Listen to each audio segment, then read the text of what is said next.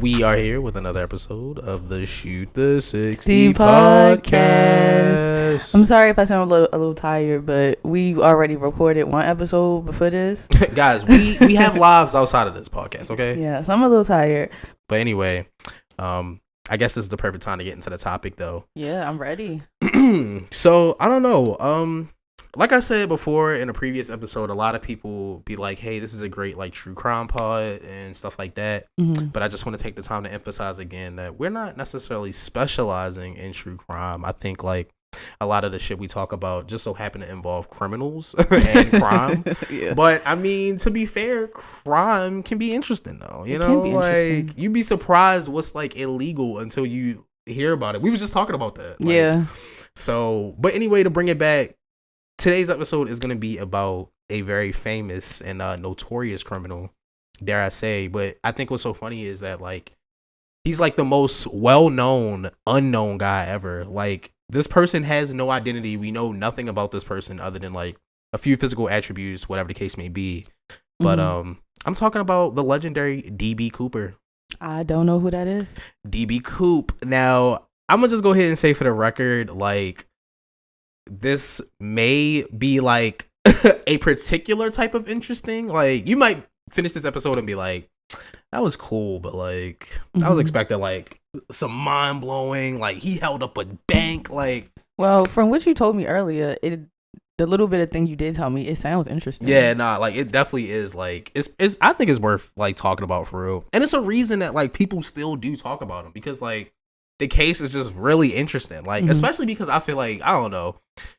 My perspective, I think like America prides itself a lot on its judicial system, although it's really shitty. And we're gonna talk about that later. Right, later, you feel me? But like that's just me. But I think this is a great like, you know, example of like why it's like, okay, can't be that fucking good. Cause how? Right. Anyway, so give a little bit of background. This takes place in the 70s, 1971 to be exact. So definitely got some time on it. But yeah, I don't know. Like I said, it's still something that people talk about a lot today. So I don't know. Maybe the listeners can find it interesting too. But yeah, so let's get into it. Let's start. Let's get into it. Get into it, y'all. Now Sorry. Nah, see, there's the door, and that's where we left the Doja references. And music. Oh yeah, we left it at the door. Tomato. Go. But I still do listen to Say So. But anyway, No, it's not even her best song. it's not. But like, that's I don't know. But like, it's crazy because like I love it. But you know what? I think I like it so much because I got on late. Like by the time I started listening to Say So, people was like, did you not hear these songs? Like I'm like. No. She got a song called Wet. Go listen to that. Nah, go listen to what's that, Nintendo? Oh my god.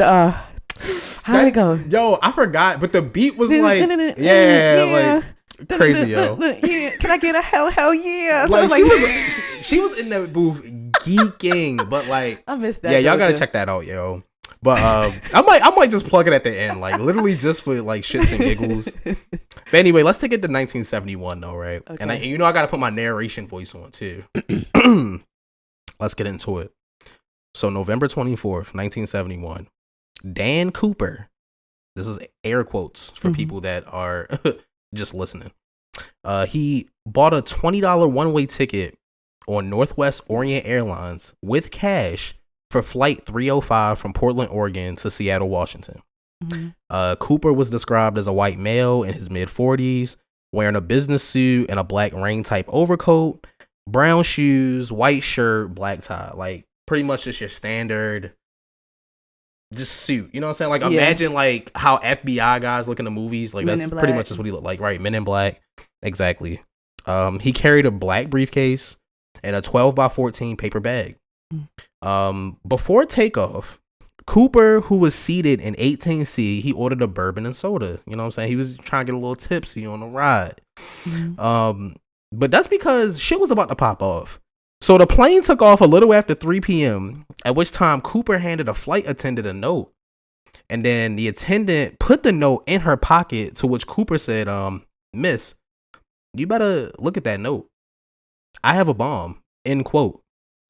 Cooper told her that the bomb was in his briefcase and he asked her to sit next to him. He opened up the briefcase and he showed red colored sticks surrounded by several wires. So I guess it was presumed to be like TNT or imagine like some cartoony I was so confused. shit. Yeah. I was thinking of like when you said sticks, I was like, what? And then when you said wires, I was like, okay. Yeah. Okay, like, some TNT. We in the 70s. Some dynamite. Right. Just some old school shit. So basically, after that, Cooper had asked her to write down everything he was saying and to take it to the captain. He in the note it said, "I want $200,000 by 5 p.m. in cash." Mind you, it's 3 p.m. when all this is happening. He said, "I want $200,000 by 5 p.m. in cash. Put it in a knapsack. I want 2 back parachutes and 2 front parachutes. When we land, I want a fuel truck ready to refuel. No funny stuff, or I'll do the job." End quote. What you was about to say? I was just keeping up. Yeah. Hey yo. I guess I do have a question. Yeah. I might have zoned out when you said this, but where was the plane going? So the plane was going to Seattle from Portland. Okay. So is that? I know what Seattle is. Where's Portland? Oregon. Okay, so that flight isn't long. Yeah, not long at all. 2 hours. Exactly, like just about like the length of that. You feel me? Okay. I would imagine, but yeah. So he asked for the cash to be exclusively in $20 bills because it was fair weight to make his escape easier and to clean. For those that are not like criminally literate or don't like really get into that type of entertainment, basically the 20s are easier to like, you know, cleaning just means like it's easier to turn the dirty money into clean spendable tax dollar money. You feel me? Yes. And it's just easy to do that in 20s, but also the weight is an important factor for something that's going to come up later. But 20s and that cash amount was just enough weight to like, I guess, be enough so he theoretically could jump without like throwing off his trajectory. If they were hundreds or like ones or something, like it probably would just be too light or too heavy. Like 20s was just enough. You know what I mean? That makes sense. So the flight landed and then he exchanged 36 passengers that was on the plane for the money and the parachutes, basically. He kept a few crew members on the plane and then they took off from Mexico City with him requesting that the plane stay below 10,000 feet. And I guess that has something to do with like air traffic-y stuff. Like if it's below 10,000 feet, maybe it's not coming up on like radars on some like suspicious shit. I don't know. I thought that. Well, okay, so I thought I don't know what it was in 1970, whatever. Yeah. But I know now, like if, like say you hijack a plane, right? Yeah. If you descend too low, they'll shoot you down. Oh. Yeah. Okay. And I thought it was around 10,000 feet is when they shoot you down. 10,000? I don't know. I don't know. This is off a TV show. Don't even engage. But go ahead. See, if we're talking about planes and TV show, if it's not manifest, I don't want it referenced. But anyway.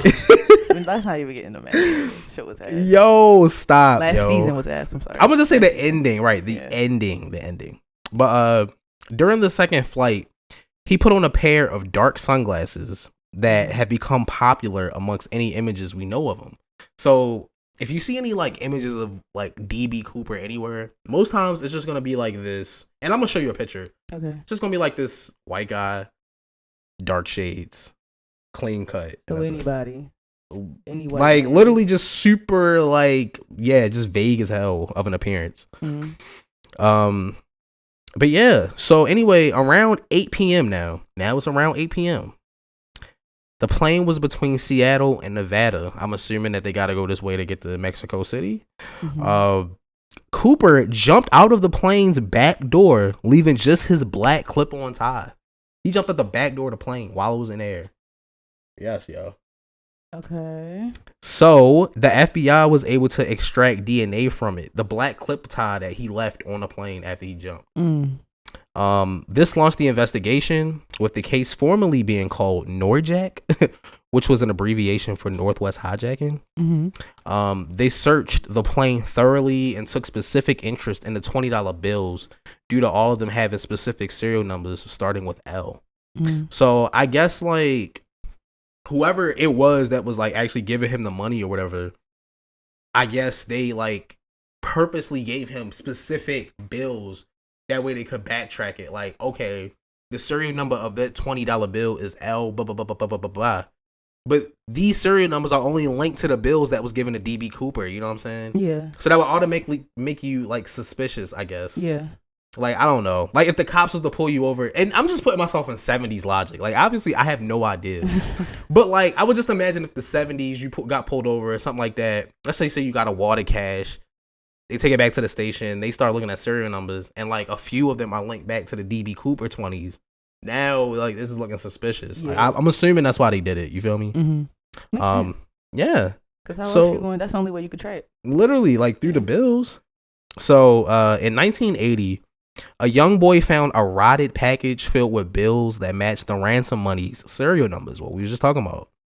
The package contained $5,800, and it was found on a beach at Tina Bar. Now, Tina Bar is a long sandbar that was popularized for fishing in Vancouver, Washington. So, essentially, this is like still in that in-between like area, mid-flight type shit before they even get to Mexico City. Okay. So just trying to like, you know, give people, right, exactly. Just giving people like an idea of how this is looking for real. Okay. So basically people theorize that when Cooper jumped out, the money possibly fell into a river. It's called the Wasugu River. And they just assume that like, yeah, he might have landed there, or he dropped some of the bread there or something like that. Mm-hmm. But the discovery ultimately led to nothing because the beach was searched and they didn't find anything. So in 1972, several letters were starting to be sent to the FBI and the New York Times and the Washington Post and the LA Times and the Seattle Times, basically confessing to the crime that happened on the plane. I don't think it was him. But they were just eulogizing a recently deceased D.B Cooper, claiming to be his brother or like something like that. He died? We don't know. That's the whole thing. That's why it's so dumb, because we don't know what happened to him. But like people started like writing in, like basically trying to say like, yo, like DB was my brother and he died and I want to tell you about it. Like I need 10,000 so I can tell you all about what my brother did. Like shit like that. You know what I'm saying? Like them sick niggas. Like I mean I know this different, but like when they couldn't figure out like who the Zodiac killer was. Yeah. And like people was writing in acting like they was him. Literally like that. Like sick, bruh. So it was just weird. And then in November, basically, of that same year, 1972, two men, Donald Sylvester Murphy and William John Lewis, were arrested on charges of extortion for impersonating Cooper and selling his tell-all story to a tabloid. Exactly. Leads were followed throughout the country, and over 800 suspects were considered in the first 5 years of the investigation. All of them, mind you, let me run that back for you real quick, yo. Leads were followed through the country, and over 800 suspects were considered in the first 5 years of the investigation. All but 24 were eliminated for consideration, yo. DB, like as in his name, D.B Cooper or whatever, DB actually doesn't have anything to do with like the dude that did the crime. It was believed to just be like some type of writing issue at some point, and they just kept it that way. So I guess like, I don't know, some type of police report was going around. Somebody must have put DB, I don't know, but somehow it just got attached to him. But they have no idea if this guy's name is even DB. Like, I don't even like know where Cooper came from for real. But the physical description of Cooper, though, like just to kind of get into like the physical shit, like I said, he's basically considered like just a white guy. You feel me? He's described as being about 5'10", 6 feet, 170 to 180 pounds, brown eyes. His voice was described as low, no accent, and he spoke with an intelligent vocabulary. So literally, like any white man I've ever met, bruh, like anyone, like at this point. And basically like the physical description that's like going around in the drawings and stuff like that, a lot of people are like viewing it as accurate because basically the flight attendants themselves kind of like testified and vouched to like what he looked like for real. Because they spent hours with him on the plane when they got kidnapped or hijacked. I feel like he died. They feel like he died. Well, I don't know, because the 70s, you could go missing. You could go. You could do a lot of stuff in the 70s where like you got the money. It's like the parachute though. Like, did they give him parachutes that really worked? Yeah. Like, did he really? How would he know how to use a parachute? Was he jumping out of planes prior to hijacking the plane? Was he also a pilot? Like, that's why I got so many questions for real. Like, that's why a big part of this, I just want to like, I don't know. I don't want to say figure out who D.B Cooper is, but just like kind of hypothesize. Like, what type of person could do this? Because like there was a lot of theories that like you said, he pretty much died basically. A lot of people were saying that they think he died like when he jumped from the plane. Maybe he like got caught up in something. He could have hung himself. He could have, like, you know what I'm saying? Well, see, this is my thing. Okay, were they over water? I'm assuming they weren't over water when he jumped. I don't believe they were at that point. I'm not sure. All right, so you think about the audacity. Somebody has to jump out of a plane, to hijack a plane, and then to jump out that bitch.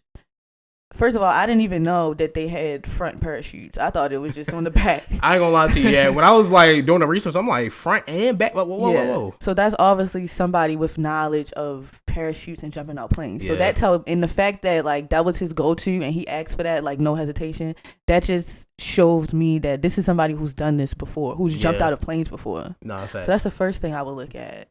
But they did his fingerprint and nothing came up. Nothing. That's the only thing you could look at, really, is. And I'm assuming, like, even if they got his prints, he probably never broke another crime. Broke another law or, like, you know, did anything to get caught up. Yeah, it's really nothing to go off of. Nobody came and was like, I talked to him in the airport or nothing. Nope. And it's like, I don't know. I think about, like, fucking. Where was I going with this? I think about. Because I had the thought, it's right there. Oh, my gosh. I'm thinking about, that's what I was about to say. Because of the time period, it's just so many things that, like, I'm questionable about. Like, the bomb itself. How do we know that was a real bomb? Right? Like, he probably flashed it, like, I told... Pump fake, like, for real. He said, I'm gonna go and get these sticks and put some wires in them. Like, the note and all that shit, like, miss, you better check that note. Like, like. Now, I guess, like, note writing was probably more common back then, like, but still, it's just weird. And, like, I ain't gonna lie, how we know this wasn't an inside job? How do we know that one of these flight attendants wasn't in on it or something? Like, I don't know, bro. Or the captain, like, who knows? Like, you know what I'm saying? Like, I don't know. It was just crazy. So many questions. Because I feel like at one point, did he say, like, don't follow the plane? That, like, did he say that? I don't believe he did.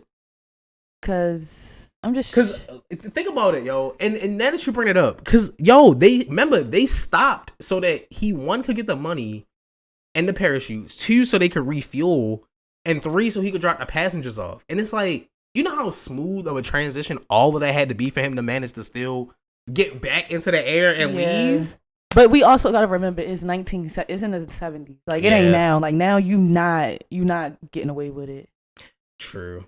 And it's just like, like, so nobody was waiting at the airport, like, because first of all, this is a commercial plane. You know what I'm saying? It ain't just landing on, like, a random patch of grass or some shit. Like it probably needs an actual airstrip or whatever. So, like.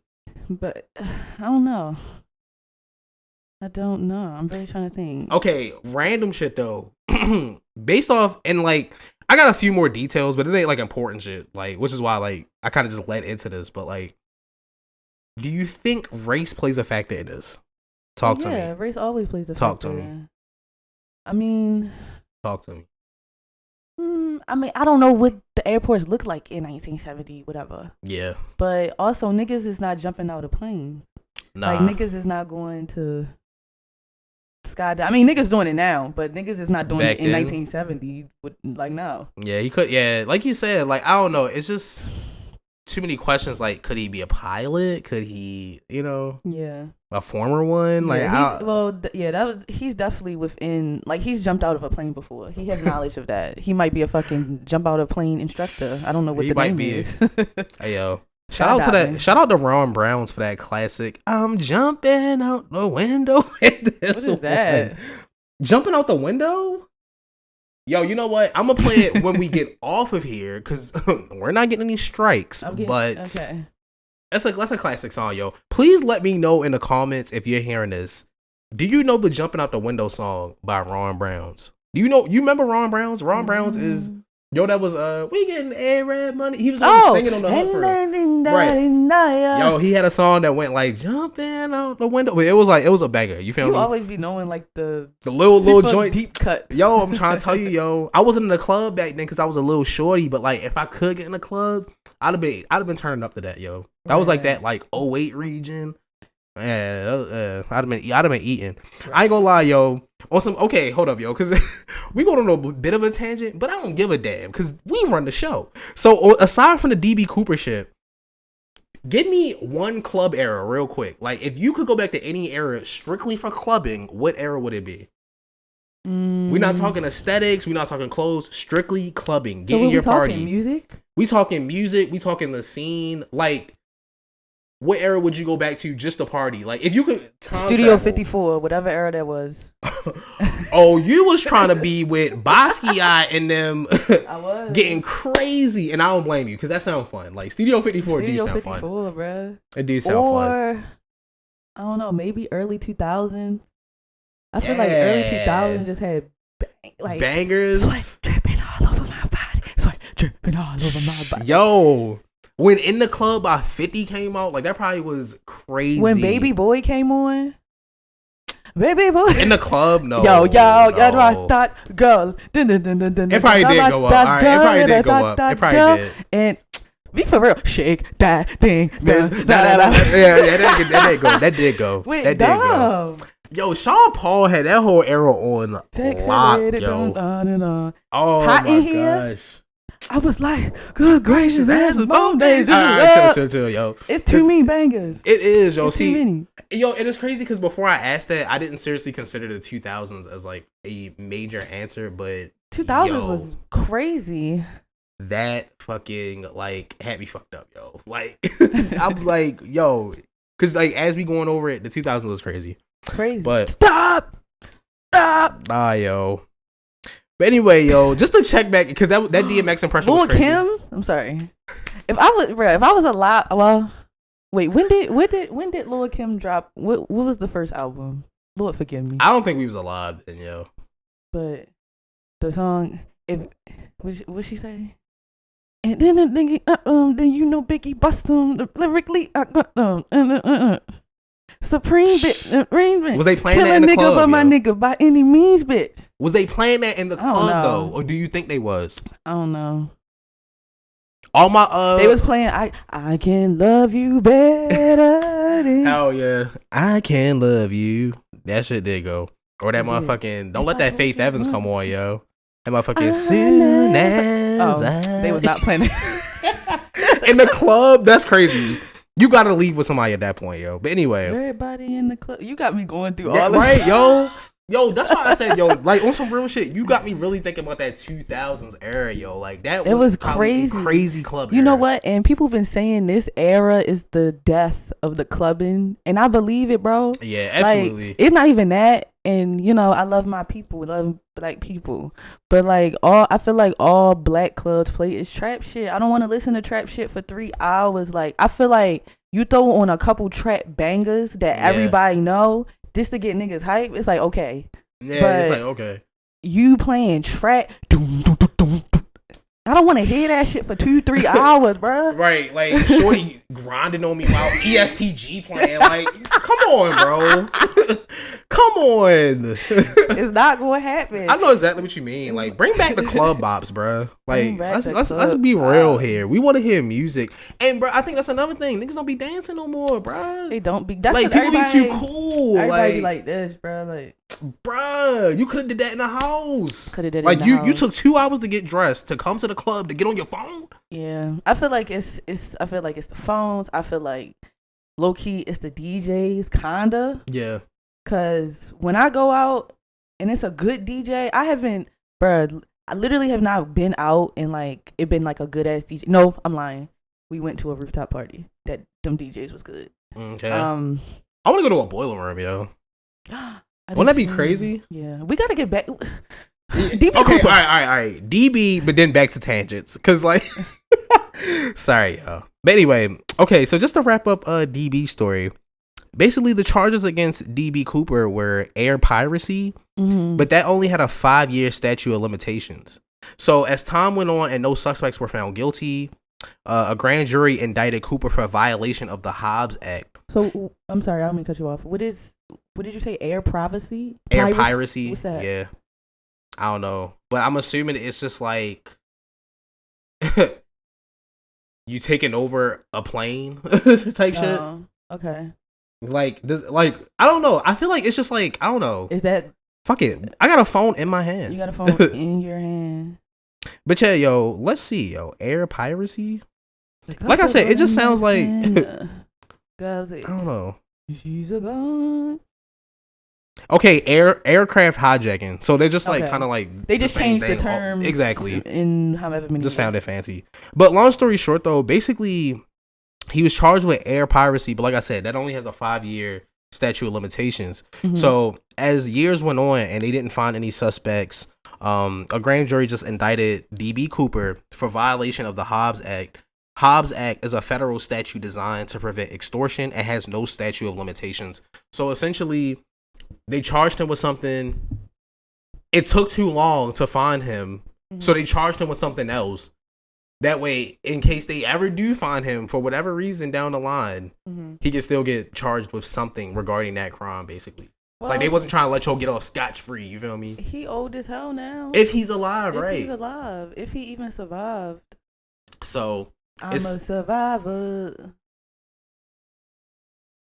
Yeah. So, I'm not gonna give up. I'm not gonna stop. But I'm gonna work harder. I'm a survivor. Come on, you can. Sorry. That or Soldier. I need a soldier. Like, Soldier is like such a bop, bruh. Like, that's such a bop, yo. Do you know who Lady London is? Sounds familiar, but I don't. So Lady London, she a rapper for real. She cool. I fuck with her. So I bring this up. I know you probably like, why we talking about her? Yo, go ahead. So she got a song called Yeah Yeah, and sing it. That's my little yeah. Never mind.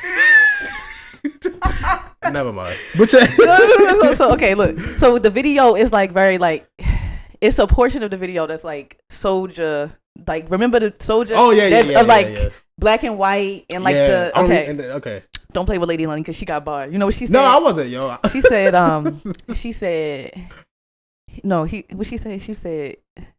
He said, you got a friend for my homie? Yo, yeah, you got a friend for my homie, boo? She said, no, Papa, I want your homie, got a friend for you. Okay. Oh, run that back for me one more time in the slow people, yo. Let me hear it. She said, you got a friend for my... No, sorry.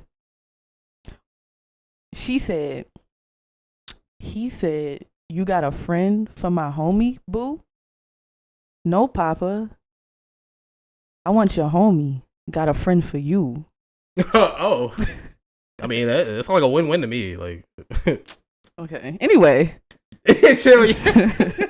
But Soldier, or what you say? Survivor. Soldier. Yeah. Soldier is like Survivor is like Survivor when I'm at school. I was just about to say, what occasion would you listen to Survivor by Destiny's Child? No, Soldier is like I'm feeling myself. If it's status ain't hood. Yeah, Soldier is hard. Survivor it's just I don't know. I just don't know when I would listen to it. Because like if I was in a situation of like just absolute peril, I wouldn't think to throw on Destiny's Child. I'm a survivor. Like, yo, like I just couldn't do it. But you know what? It's probably a cool gym song. Like it's probably somebody on a treadmill right now shredding to some Destiny's Child Survivor, yo. Like Beyonce wrote that song, fun fact. And she was like, I wrote this song because they kept talking about us. Yo, so I think I found my new soundbite that I'm going to be using in different episodes. I'm going to just be like, they didn't even make a sound. Please, bro. Like, hey, yo. That was, I didn't like Beyonce that. I didn't like that the first time I heard it. For real? You geeking now. I was like, okay. Nigga said you had to, like, look back. Like, what's that Beyonce? I was like, okay. I just act like I didn't hear it. Like, okay. I mean, that's my least favorite album. Really? Yeah. Okay. So what I like the album, but it's my least favorite. Okay. What is an album that you feel like was Beyonce's most experimental? Renaissance. Really? Renaissance song. I mean, or Lemonade. Okay. Because Lemonade, I feel, is as an album is very genreless. Because you got rock, you got country, you got R&B. Okay. Pop. You got everything on that album. Indie. Okay. But yo, Renaissance is my favorite. I don't know yet. Okay, yeah, know. Like hold on, let it simmer, yo, right? Like I don't know. Let it simmer, yo. It's out of Renaissance and B-Day. Renaissance and B-Day. Really? Like when I think of favorite, I think of no skips. Okay. Renaissance is B-Day. Like B-Day really don't have no skips, bro. Like you know, I feel like I don't even know if I can call it my favorite, but it's a no skip for me, yo. Lemonade, bro. Lemonade is a no skip for me, yo. Yeah, real shit. I can listen to that whole album, bro, all the way through. I'm not saying that there aren't songs where I'm like way more into than others, but but I can listen to them all though. Yeah, yo. It skips for B-Day. Or you just don't know B-Day like that? I just don't know B-Day like that. I'm gonna give it to you. I give you right off the dome. All right. Kitty Cat. Why do everybody love that song, It's a good song. It's a good song. Sugar Mama. You probably don't even know that song. Come I on could now. be like a jolly rancher that you get from the corner store. Bro, she compared herself to a waffle cone, bro. Just dripping down the cone. Like, come on now. That's crazy. We know that song, bro. I ain't gonna lie, because that was one of her, like, I don't know, yo. That's a deep cut. Niggas it's don't know a deep that cut, yo. That niggas I don't know. It was kind of like, as a man, it's kind of like hot, but it's also like kind of weird. The fucking come sit on mommy lap shit. Like, I'm just like, I'm like, that's a good song. I'll sit, but I don't know how I feel about it. But yo, Give Me Body. Okay. Freakum Dress. Irreplaceable.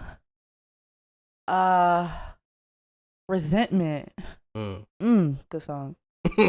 Yeah, that one hit you, yo. That's a good song. That's the only thing I can think of top of the dome. I know I'm missing shit. Ring the Alarm.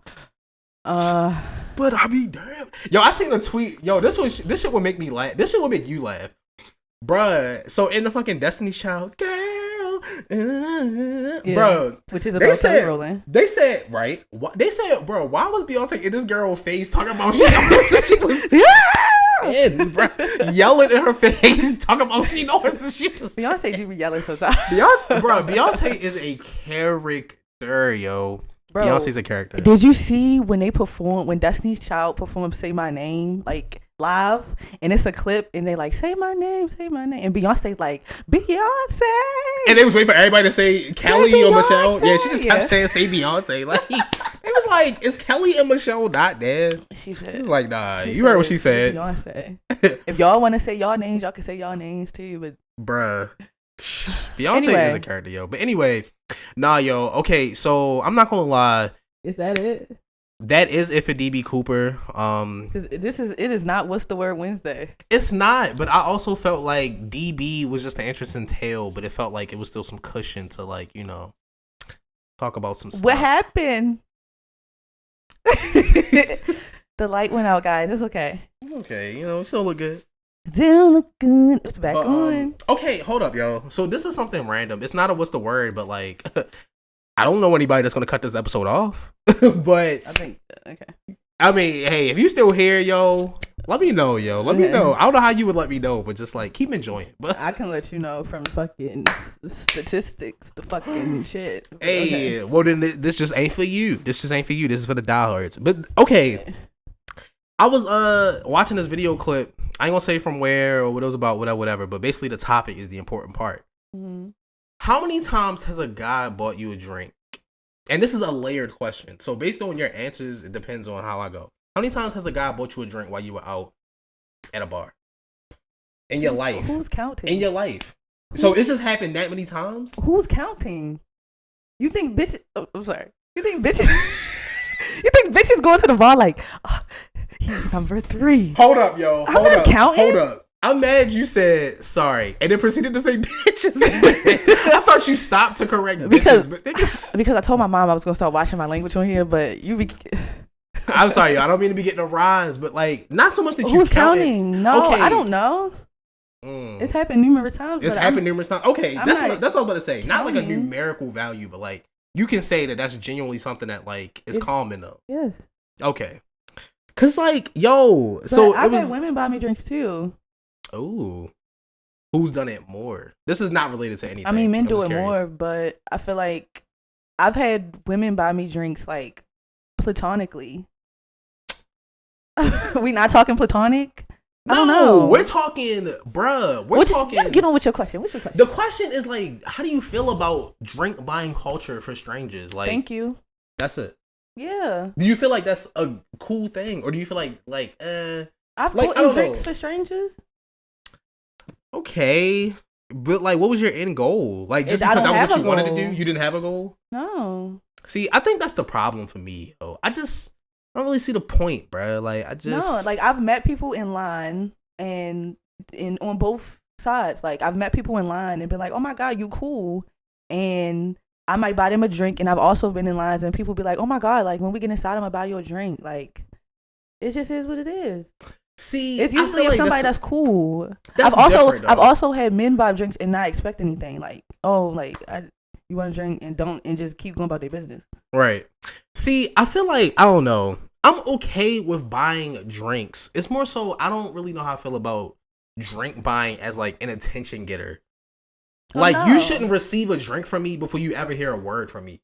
I'm not gonna send a drink across the bar for you. Well, that's like, different. Hey, like, yeah, like it's me. I sent it. Like, no, I feel like that,